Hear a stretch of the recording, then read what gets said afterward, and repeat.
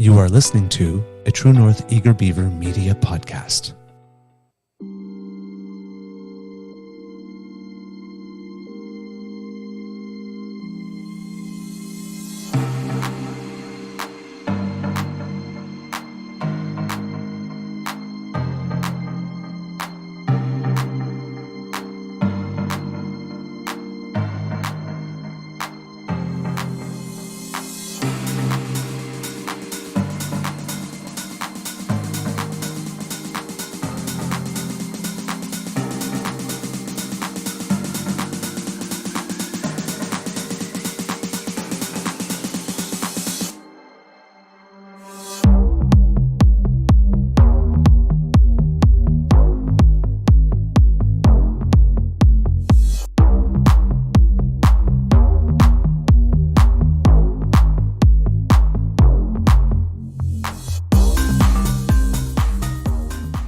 The True North Eager Beaver podcasts are proudly brought to you by our founding sponsors, the Miss V Mysteries from Corvid Moon Publishing, your source for science fiction, fantasy, and cozy mysteries featuring a broad diversity of characters. CanadianTarot.com, your uniquely Canadian online eclectic tarot community and forum, and The Pepper Master, hot pepper sauces made from fresh farm ingredients to thrill your taste buds and expand your mind.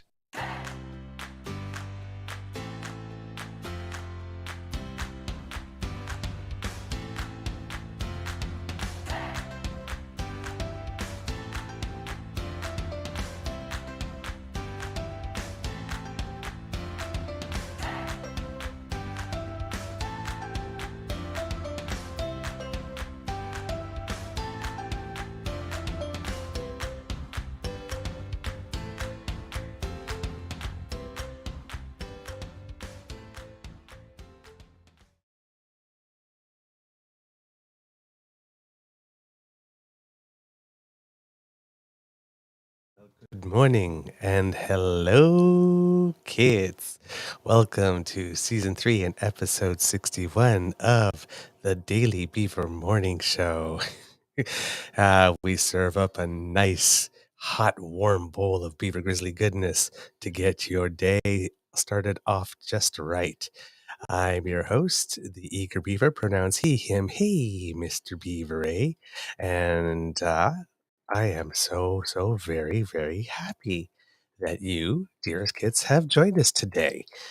Today is Tuesday, February 21st, 2023. And as you may notice, we have a little surprise. I am not at the Beaver Lodge. Nope, he's in Studio A of Polly's World. Yes. The Eager Beaver had a little trouble getting home yesterday. So it would seem. So yeah, we'd rather than try to do the episode from home here in Ottawa, because that worked so well yesterday, I just sent Mr. Grizzly a text and said, "What if I come over tomorrow morning?" And he said, "Sure." So, and I said, "Cool." And that was about the extent of the conversation. So here we go. It'll be a slightly different one for us kids, because I'm sort of doing this guerrilla style. I do not have my usual setup for notes. So please bear with me if it's a little more hesitant today. There's lots in the news. The first thing, you normally started us off with something, and we don't have the clip handy because we weren't able to talk about it. But Jully Black. Yeah, Jully Black doing something I've been doing for years. Mm-hmm. I've been singing the song that way for years. Our home on native lands. I say lands, but native land. Sure, you can pluralize it if you wish or want or don't want. But yeah, I've singing it that way for years. I also change an additional line in there. Yes. Let's keep our land glorious and free, because I don't feel a deity would choose Canada over any other nation, and I don't think we should be so vain to think that that would be the case. So let's keep our land glorious and free, our home on native land. And good on Jully. I've been a Jully Black fan for a long time. I did see somebody make a comment. Her 15 minutes are almost up. I'm like, dude, she's been on the Canadian musical cultural scene for 25 plus years. You don't know what you're talking about. Shut up, you dumb old white bugger. 15 minutes. 15 minutes for actually 28 years. 15, yeah, for Miss Jully Black. Yeah. Miss Jully Black. Black. Yeah. That's right. Yeah. Right? She's been on the scene since 1997, 98. 98. Mhm. Yeah, just a blip. 15 minutes. Yeah. Surprised you didn't say they all look the same to him. Well, either way, I love her for it. I thought it was badass, and badass in only the way Ms. Jully Black can do it. And like I said, I've been a fan for a very long time, since the beginning, actually. And I do have a little bit of what's not to love? exactly. What's not to love? Our friend Bryson posted on Twitter something like, "This is what now this is how you do allyship," or something like that. Yeah. Oh yeah. Like, dang. I've been singing, like I said, I've been singing it that way for probably 10, maybe 15 years. Mm-hmm. And you know, when the whole kerfuffle was a few years back about how they changed All Thy Sons Command to All of Us Command, and people got bent out of shape about that. I'm like, but they changed it back to the original lyric. Right. The original lyric was "Thou dost in us command." They changed it during World War I because we didn't send women to the front lines in World War I. Right. We sent our sons. Now we send our sons and daughters. So, in all of us command. Yeah, I agree. But that was pretty cool. But oh man, there are people losing their minds. Yeah. Because they can't deal with the truth. They just did. It's true. We are. Know. I know, but it's amazing how some people just can't handle it. Well, one of the comments I saw in addition to that was a gentleman who said, "My family's been here for 3 generations." And I saw a comment after that, "My family's been here for 5. I've been here for 5. We're 5 generations." And it's like, and the 5th generation person was like, "It's still, we're on stolen land. I don't own anything, right? I own nothing. I rent to live on this land. But it is stolen land, and it is native land, not ours." It's as simple as that. I mean, how many land acknowledgements do you hear on an almost daily basis?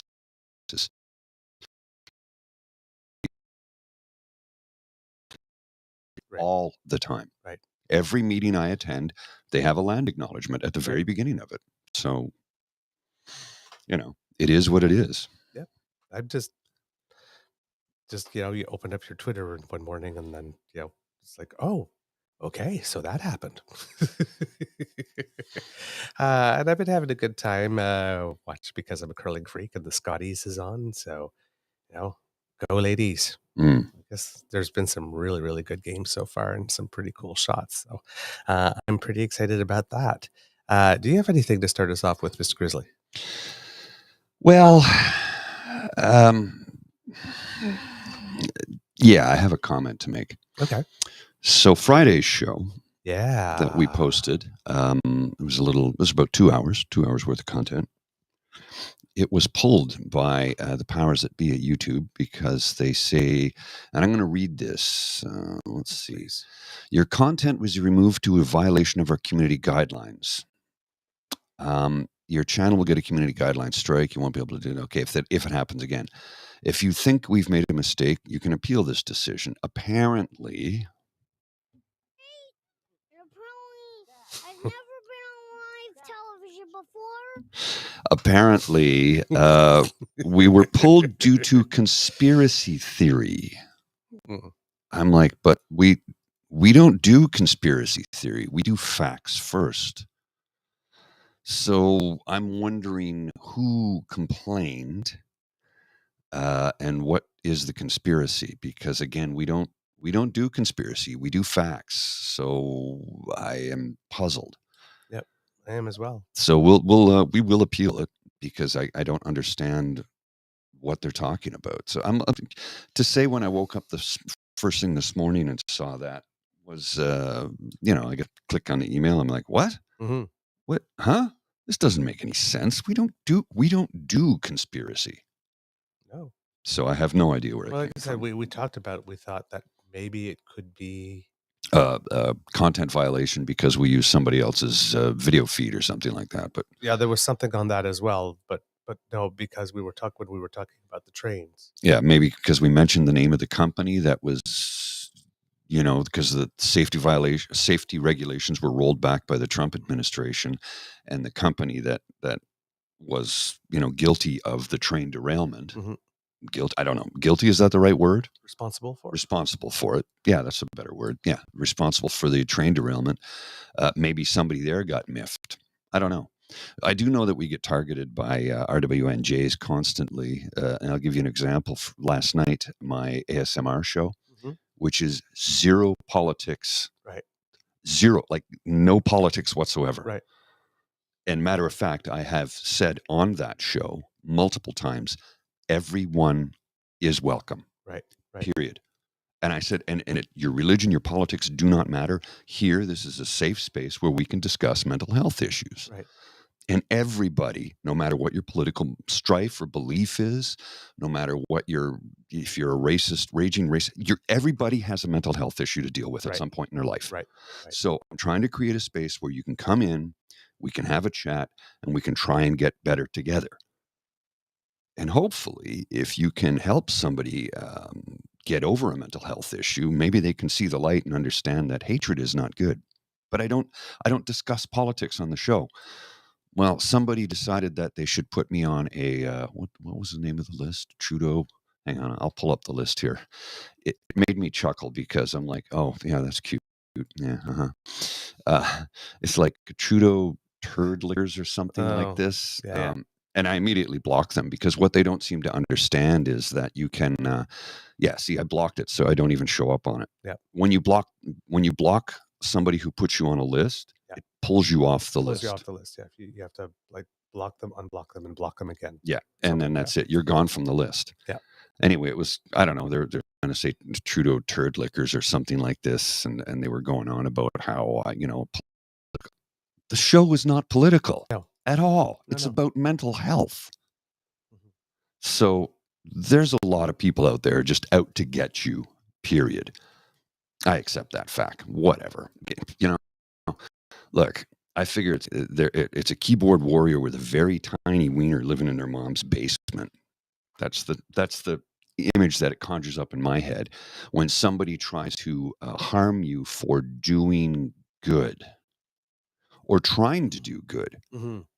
Because that's all that program is about, is trying to help people who might be suffering from mental health issues. Right. That's it. Right. There's no politics, no religion, no conspiracy. None of that is discussed. It is literally, if you're having a mental health issue, let's review it. Let's see how we can get through it. Yeah. So, yeah, people are just going to go out to get you because they obviously have a mental health challenge, because if you hunt somebody down and try and bring harm to them for trying to do good to help literally the person who's harming you. Anyway. Yeah. Well, with our episode, when we were talking, the only thing that we could think of that could have been remotely conspiratorial sounding is when we were talking about, cutting regulations as being, cutting consumer protections, and that people made decisions specifically. Yes. Right. And that was what was done. But even if that's not it's not conspiracy, it's a fact. I mean, the concept of bean counters does, like I said, the concept of lobbying for still yet more cuts to sometimes where a point where something will be dangerous for the public is like, just how much further can we push it? Right. It's risk calculation. So yeah, not exactly sure exactly what it is, but yes, we'll find out. Yeah.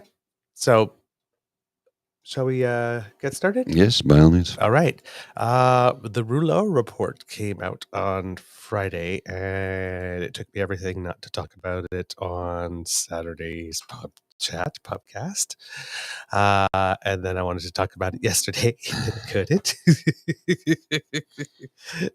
And so I was in my kitchen on Friday, getting ready to come to town, waiting for my ride. And Mr. Rouleau started speaking. Well, actually, he hadn't started speaking. The reporters came out of embargo. They were in a lockup. That's right. And we got, Mr. Bill Blair, tabled the report. What does it say? And then see the person. I wish I could remember her name now. ABC News, the 24 Hours channel, and she's Newsworld. Newsworld, and she starts going through the. I'm thinking in French right now, les grandes lignes. I was going to say the large lines, Okay. the highlights of the report. And as she's going through the highlights of the report, I'm thinking, holy crap, I nailed it. Yeah. Oh, yeah. Based on what I said Friday. Oh, yeah. Holy crap, did I ever nail it? I didn't have the part about what the words that he had for the protesters. Mhm. You know, that you can, but not like that. Essentially, what we were saying. Oh, yes. Yeah. all from the get go. It's like, yeah, you can protest, but not like that. And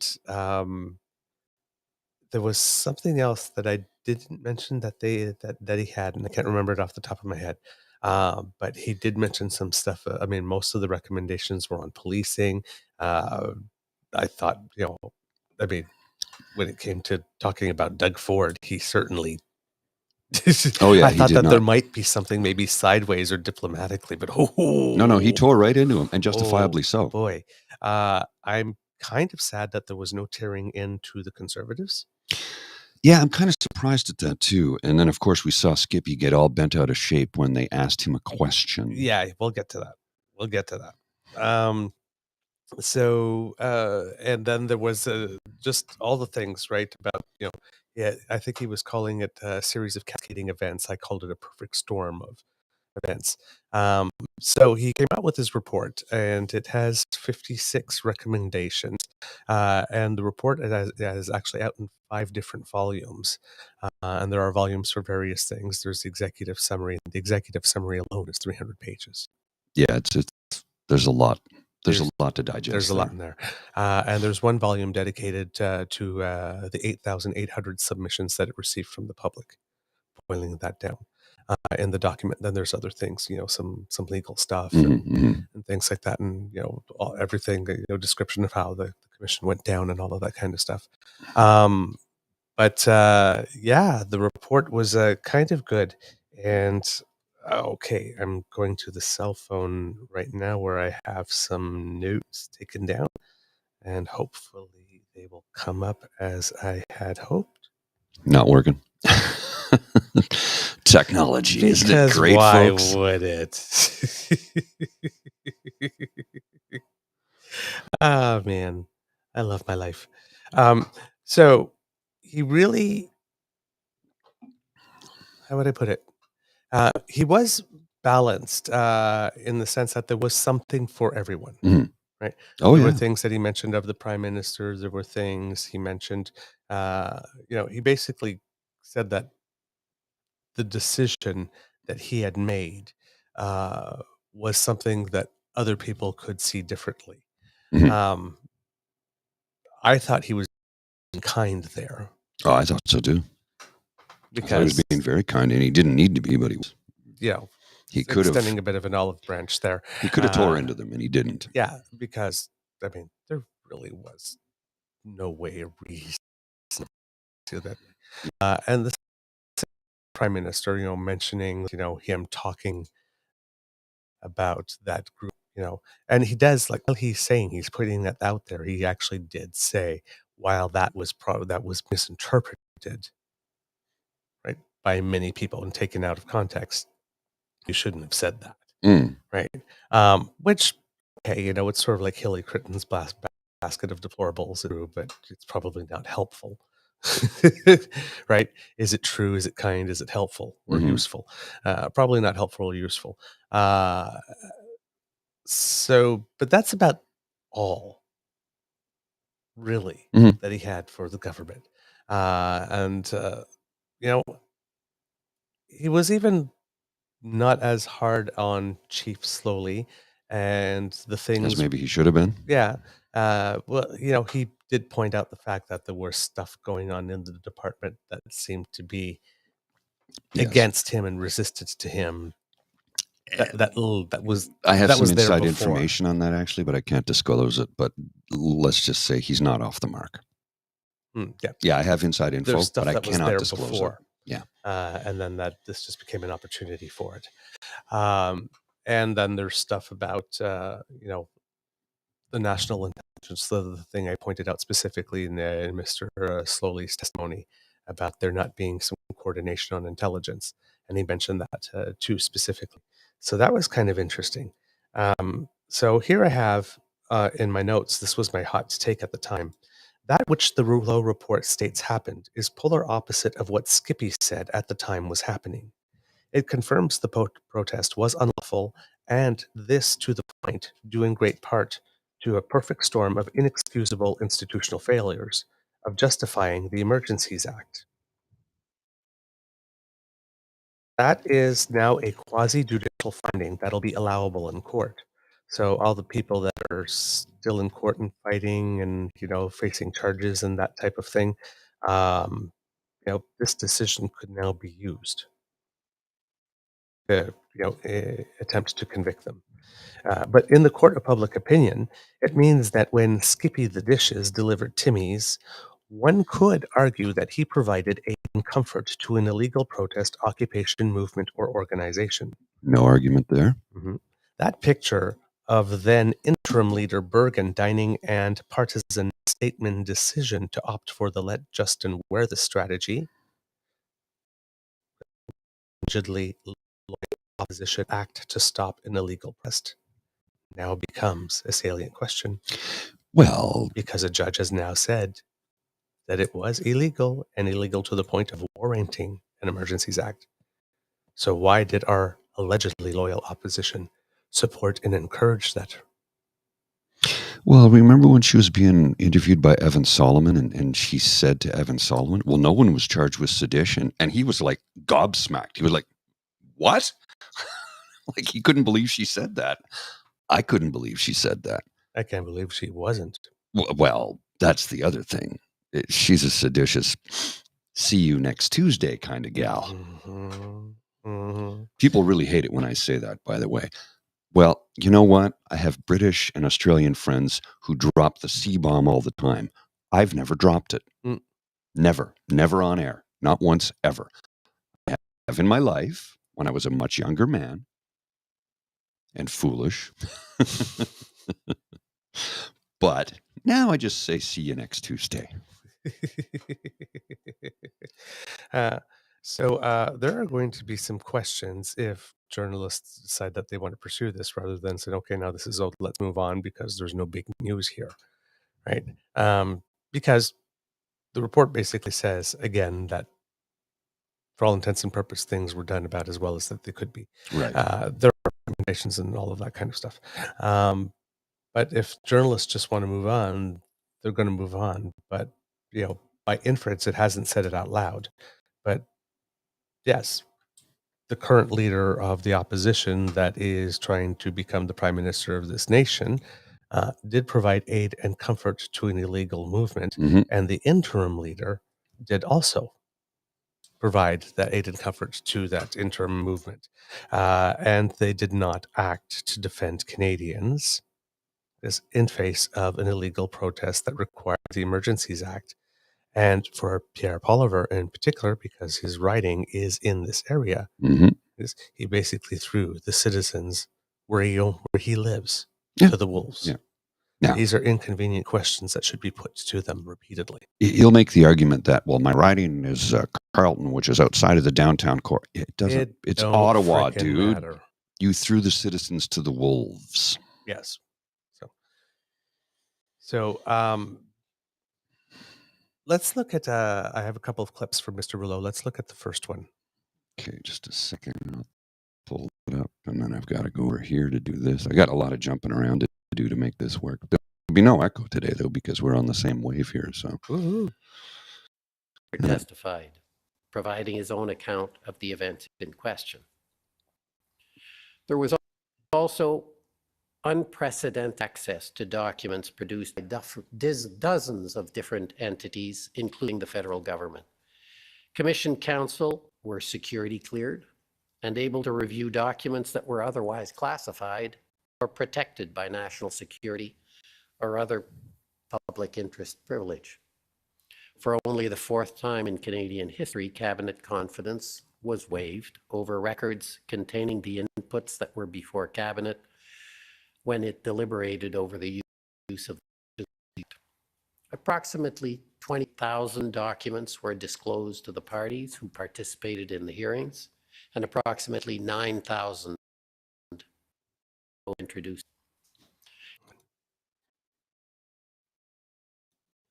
So, of access, like he's saying, is unprecedented. So that cuts off at the pass any pretense from anybody that there was any type of secrecy. And with regard to the decision-making documents, the ones that were protected under attorney-client privilege, that Mr. Lametti said he would not talk about in public. When the justice was talking about those ones specifically, he did say that he was able to arrive at a conclusion without them because he had all these types of access. One of his recommendations is that this access be written into the law itself for these documents, for the thing, because it was absolutely. It was granted because this government was that it was on the right side of things and was sure that it hadn't exceeded powers. By the way, manner they did apply the Emergencies Act, as the Prime Minister keeps on saying, it was time limited, and the measures were indeed constitutional, and they were applied with as much delicatesse as possible. The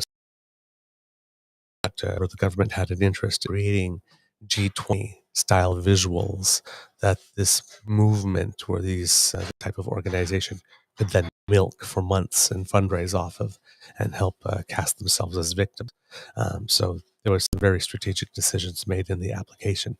But he was so sure that he was on the right side that he agreed that he would testify and have his ministers testify and give that access. Recommendations from Justin Trudeau is that type of access be embedded by virtue of invoking the Emergencies Act, just by invoking it, that not only do you get the inquiry mandated that comes with it, but that inquiry mandated does get access cabinet confidence documents without having to see it's actually written into the law. And this is something that was very much supported by the Canadian Civil Liberties Association. Well, we might have that in a clip later for you because there's lots going on here. I don't know if do you happen to have it? Which one? The one from the Canadian Civil Liberties Association? No, I don't. No, okay. No worries.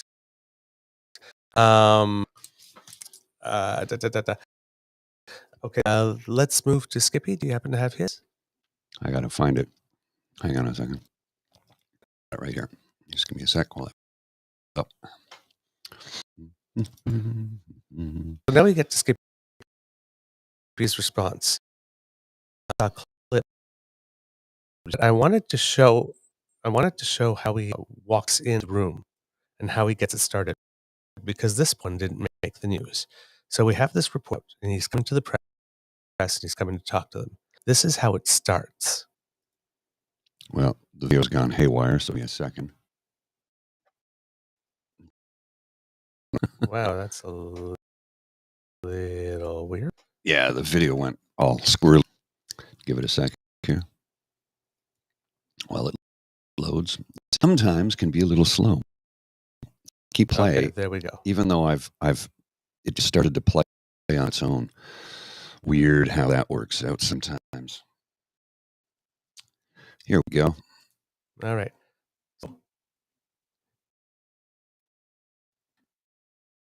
He walks Bonjour tout le monde, merci d'être venu. 8 ans de Justin Trudeau. 1 sur 4 Canadiens manque des repas. Okay, Et stop 1 right sur there. 2. Okay, walks in, does the button adjust in the front, does the sort of like sky stance with the arms on the side, same one that Yves-François Blanchet used before the debates when you look in that picture, and then starts, after 8 years of Justin Trudeau, people are not eating. What in the hell does that have to do with the POEC, number one? And number two, Justin Trudeau's not been in power for 8 years. No. He goes through a whole diatribe of about 2 to 3 minutes of everything that is an issue right now. Just blames it all on him.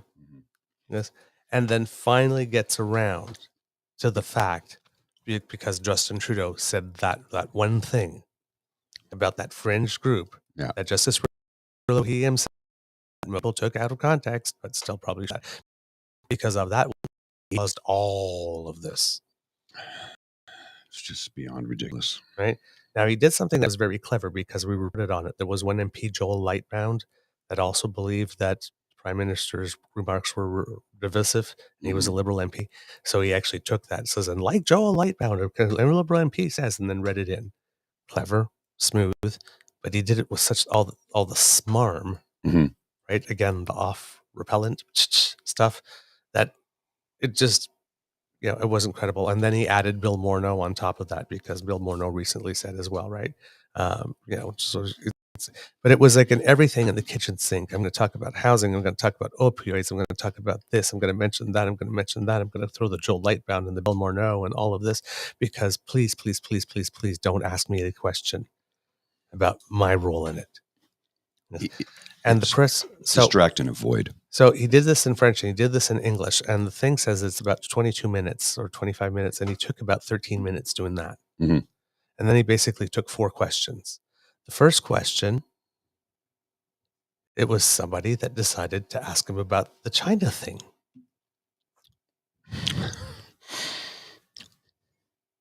So the journalists are there for that. And the first one clearly was one that was friendly to him, decides not to ask him about that one. The second journalist asks him about it. And then you get the one where he goes off about the CBC. Well, and here's the best part. The reporter who asked him that question, the journalist who asked him that, is an independent journalist, doesn't work for the CBC. He went on a diatribe. Look at the camera. Look at the camera. You got to look at the kids. I'm looking at you. Ignore me. Look at the camera. It's the folks online that want to see you. He goes on a diatribe about how Justin Trudeau in power for 8 years and people are starving. It's like you didn't answer a single question. He is incapable of leadership. He is incapable of answering a question. He is so thin-skinned that if you point the finger of accusation at him for something he actually did, he loses his mind and points the finger of blame at everybody else. He is incapable of accepting responsibility for his own actions. He is the most thin-skinned politician I've ever seen in Canadian politics, ever. Yep. I mean, there's no question how much I despise the man, but he just took it to a new level. It's like, dude, you were asked a simple question and you couldn't answer it. You refused to answer it. Instead, you deflected and blamed everything in the last 8 years of Trudeau. He's not been in power for 8 years. Well, not only that, but at the time of the protest, the time of the protest, he wasn't even in power 7. He's closer to 7 than 8 currently. So a year ago, at the time of the process, after 8 years of Justin Trudeau, 1 year ago. He's trying the Trump populism thing, and he does have some people who swallow it hook, line, and sinker. Hopefully we can reach out across the aisle to those folks and say, hey, he's lying to you daily. And every time he gets called out on his lies or his deflection or his absolute bovine fecal matter, he immediately blames the CBC. Yeah, but this is now the second time he's done this on a big, big day, right? The David Akin thing. This act is going to get old, especially if he's got another 2 more years. It's old already. Yeah. And now, as we mentioned, often we talk about the battle of tone and countertone. So while Skippy gets asked one question, and of the 4 questions, then the 4th one was from the Western Standard, of course. So That was a gimme. So That's just a branch of the PBCC. That's their media arm. he wasn't pressed at all. There was 4 questions. There was 1 Mhm. that was pressing. So whatever journalists came to cover him didn't cover this story or his role in it. Of course not. So yeah, he's got that whole thing where he goes off on the CBC, and like I said, if you actually watch the whole thing, it even looks terrible. Well, even Andrew Scheer jumped in. Oh, the CBC. So I immediately responded to Andrew Scheer with, "Is the CBC in the room with you now?" Andrew, he can't answer a simple question and has to blame Justin Trudeau for everything that's bad in the world. He cannot. He refuses to answer a question. He's a failure just like you. Yeah. And all this talk as if like they would somehow have done better for us. It's like, no, they won't, right? Like the healthcare thing. It's like, oh, Justin Trudeau broke the bank, so now he doesn't have the money to have healthcare. It's like healthcare is a big social program, big costly bloated social program that you said you didn't believe in. So it's like, why are you complaining? It's not like you would have put money in it even if you had it.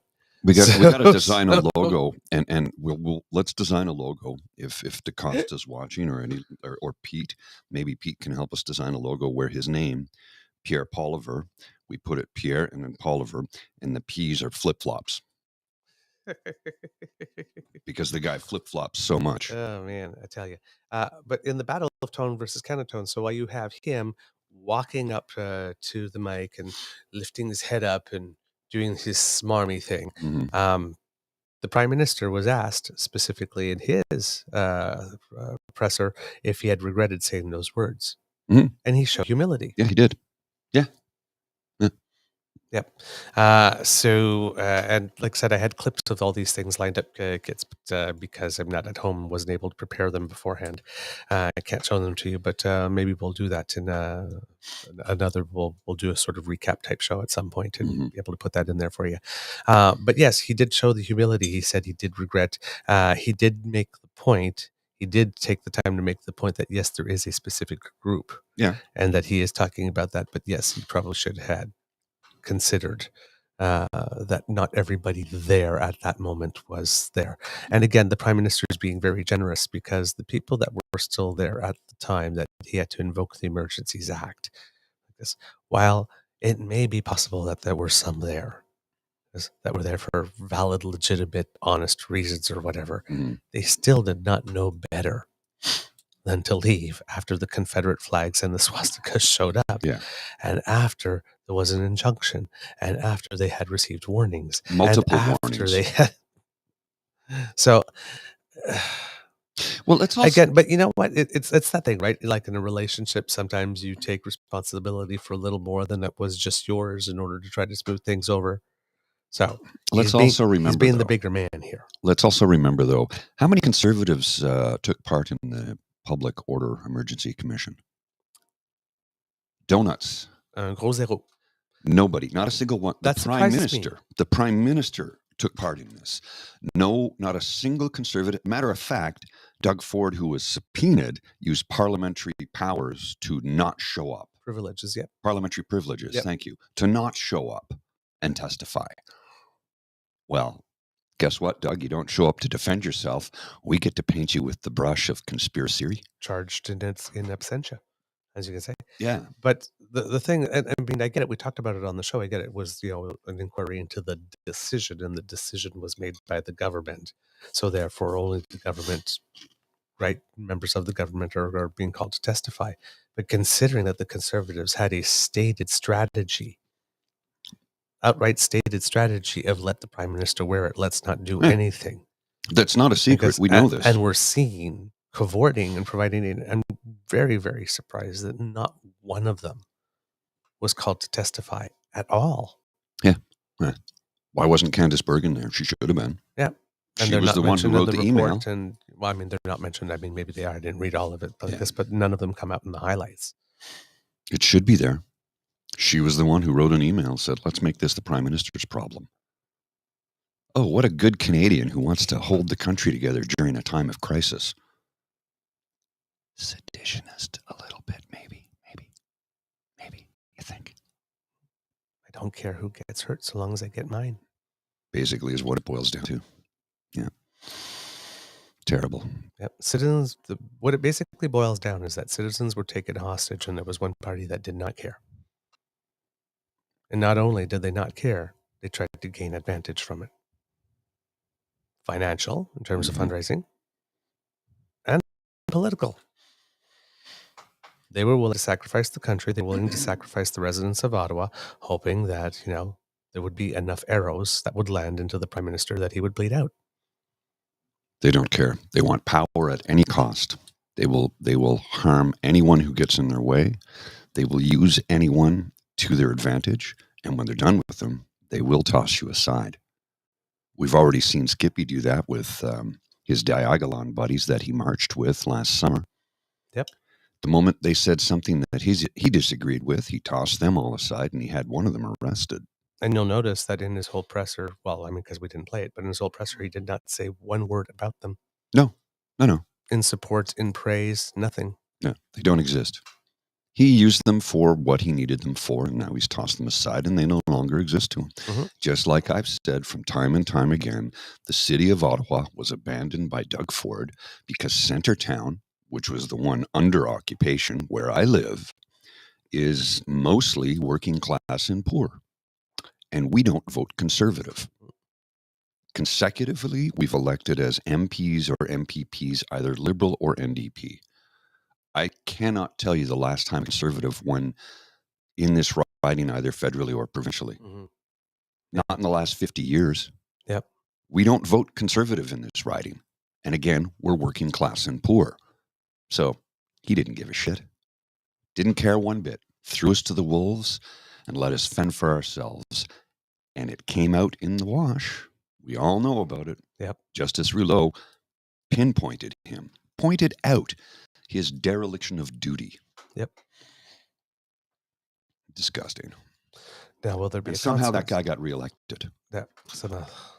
Yeah. Well, the one good thing about that is that given that Mayor Tory has now fully resigned, and didn't try to drag it out, if the objective of that was to take our eye and our attention off the Stag and Doe and the Greenbelt, it didn't happen because now we can turn our attention back. And the fact that this happened with Justice Rouleau putting the dereliction of duty or the abdication of responsibility ball right into his court, the bad press on Doug Ford continues, which then allows us to make a perfect segue to the Greenbelt and keep on with the bad press. So if this was an attempt to try and quell it for a little bit,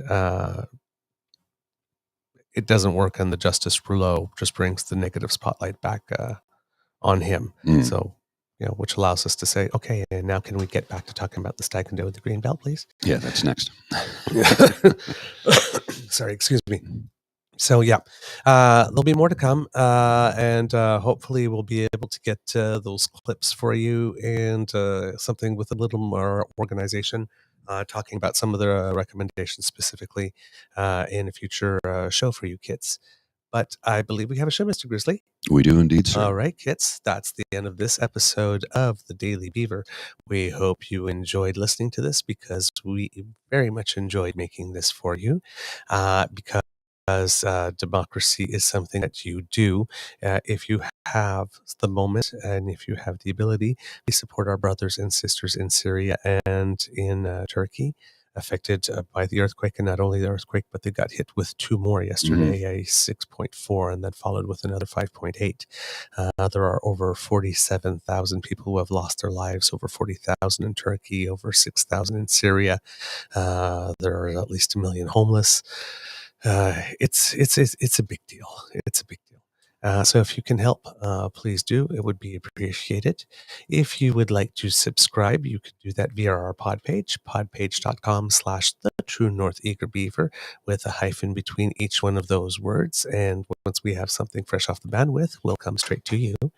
If you can, please, if you're listening to us on any platform that allows you to give reviews or stars, we appreciate them very much. We will not tell you how many, but just, suggest.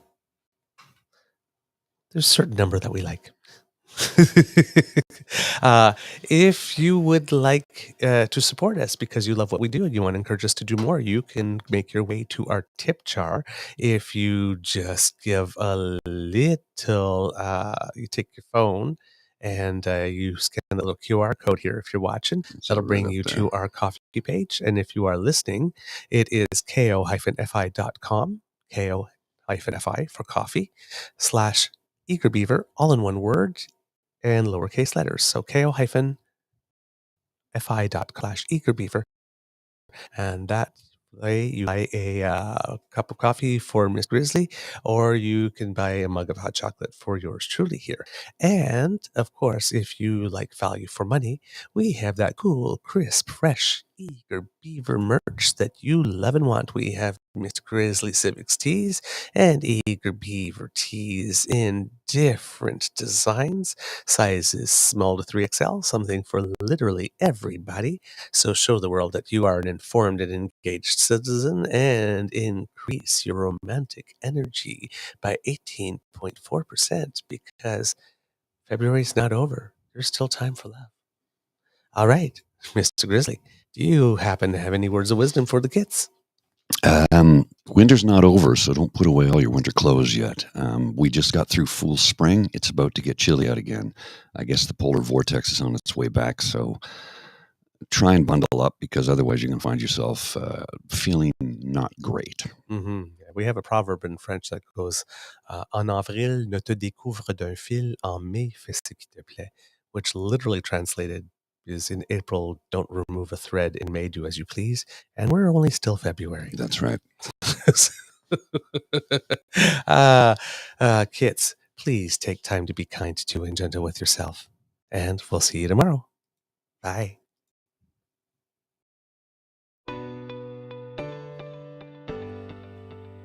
You are listening to a True North Eager Beaver Media Podcast. The True North Eager Beaver podcasts are proudly brought to you by our founding sponsors, the Miss V Mysteries from Corvid Moon Publishing, your source for science fiction, fantasy, and cozy mysteries featuring a broad diversity of characters.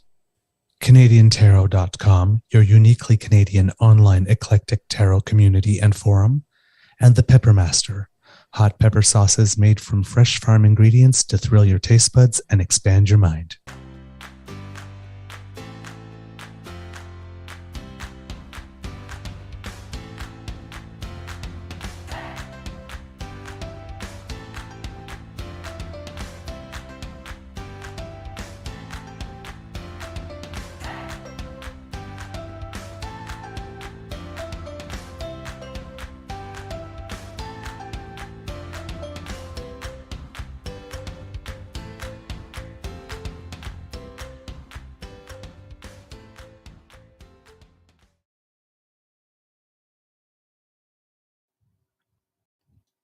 Have a beaverific day, everyone. See ya.